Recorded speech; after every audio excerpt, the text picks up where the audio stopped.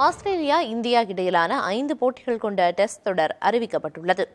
ஆஸ்திரேலியாவில் நவம்பர் முதல் ஜனவரி மாதம் வரை போட்டிகள் நடைபெறுகின்றன.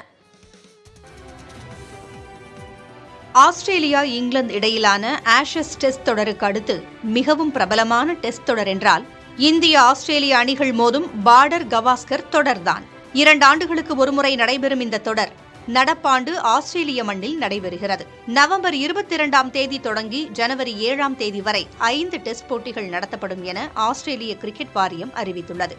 அதன்படி முதல் போட்டி பெர்த் மைதானத்தில் நவம்பர் 22ஆம் தேதி முதல் 26ஆம் தேதி வரை நடைபெறுகிறது. 2வது போட்டி அடிலைடில் டிசம்பர் 6ஆம் தேதி முதல் 10ஆம் தேதி வரை பகல் இரவு போட்டியாகவும், 3வது போட்டி டிசம்பர் 14 முதல் 18ஆம் தேதி வரை பிரிஸ்பேனின் கப்பா மைதானத்திலும், 4வது போட்டி பாக்ஸிங் டே டெஸ்ட் போட்டியாக மெல்பர்ன் மைதானத்தில் டிசம்பர் 26 முதல் 30 வரையிலும் நடத்தப்படுகின்றன. 5வது மற்றும் கடைசி டெஸ்ட் போட்டி சிட்னியில் ஜனவரி 3ஆம் தேதி முதல் 7ஆம் தேதி வரை நடத்தப்பட உள்ளது. 32 ஆண்டுகளுக்கு பிறகு இந்தியா ஆஸ்திரேலியா 5 டெஸ்ட் போட்டி கொண்ட டெஸ்ட் தொடரில் விளையாட உள்ளது. கடந்த ஆண்டுகளில் பார்டர் கவாஸ்கர் டெஸ்ட் தொடர் 4 போட்டிகள் கொண்ட தொடராக நடத்தப்பட்ட நிலையில் ரசிகர்களின் கவனத்தை பெற்ற தொடர் என்பதால் 5 போட்டிகளாக உயர்த்தப்பட்டுள்ளது. கடந்த 8 ஆண்டுகளில் நடத்தப்பட்ட 4 தொடர்களையும் இந்திய அணியே கைப்பற்றியுள்ளது.